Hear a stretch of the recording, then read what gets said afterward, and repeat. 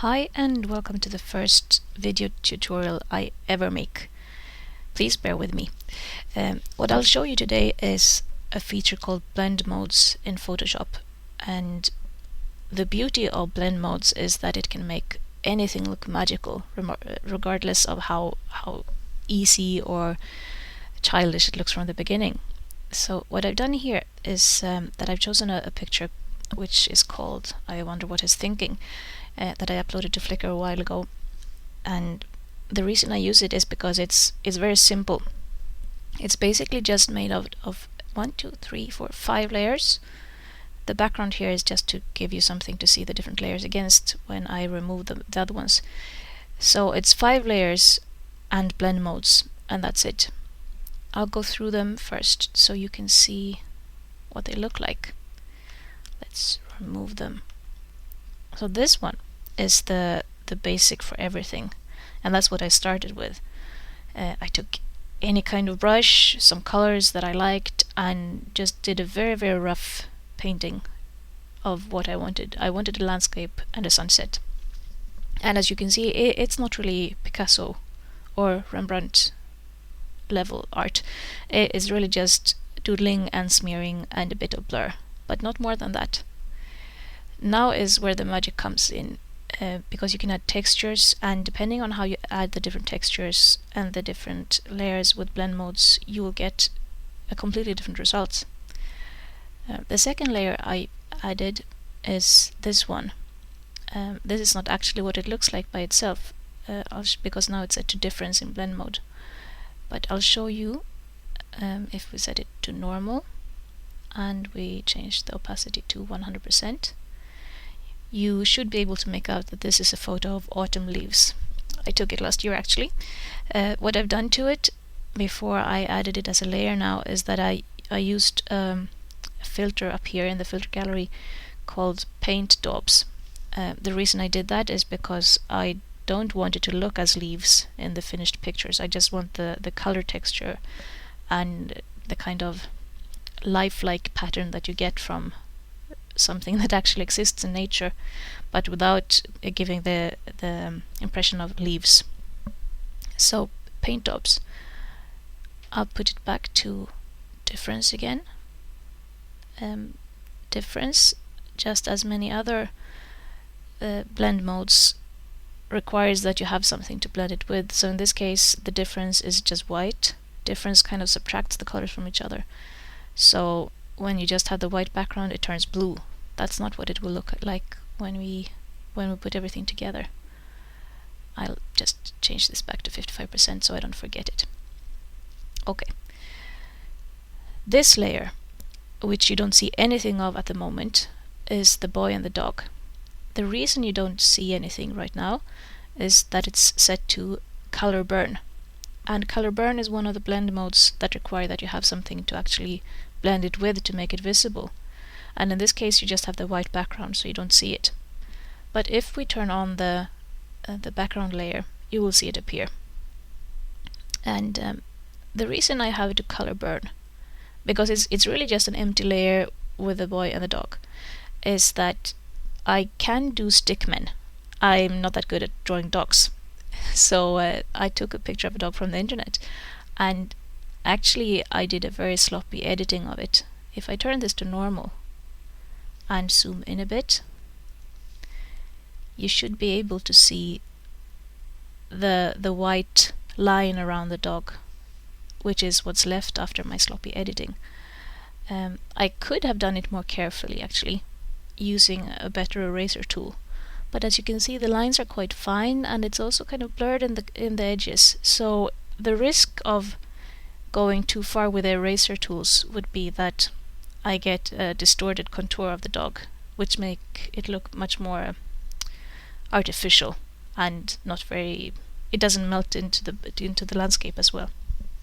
So instead, I chose to leave a bit of the remaining contour and set it to blend mode, which kind of hides this white.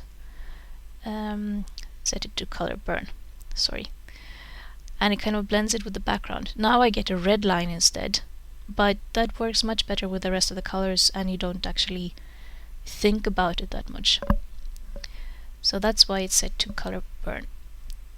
Let's reduce this again so you can see the entire image.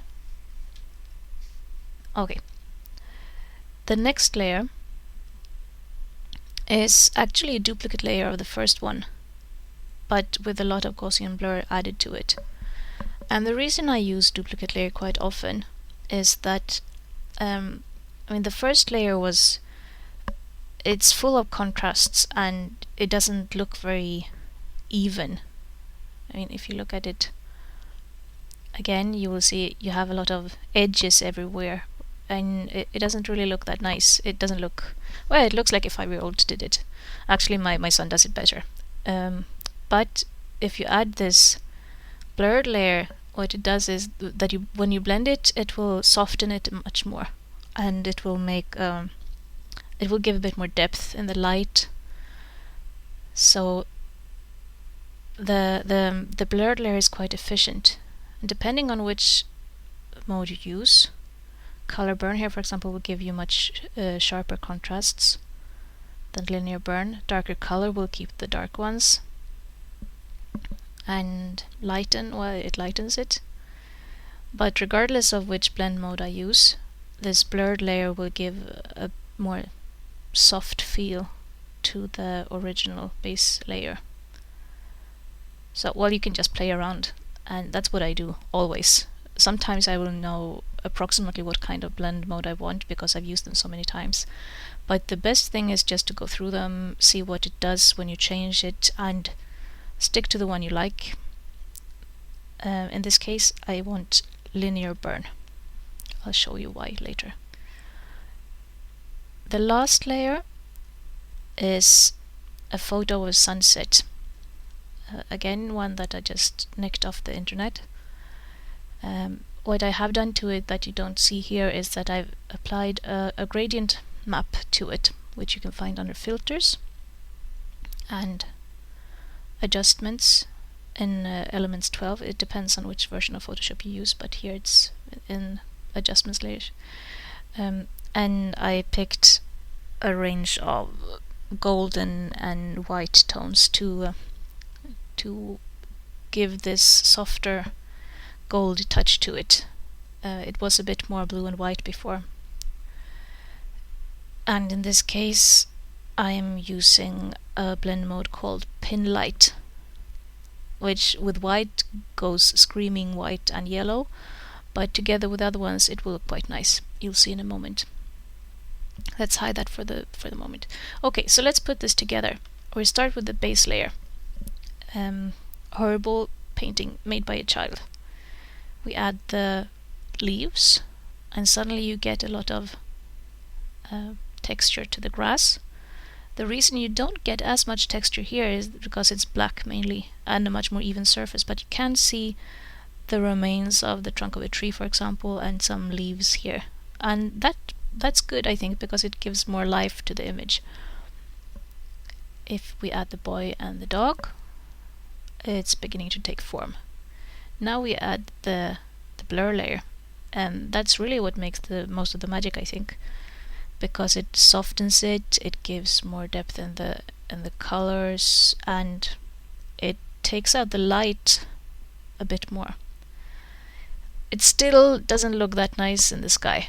I mean, you can see the trunk here, you can, well, it's not a very natural sunset, is it? So that's why we add the last one, and suddenly there's magic.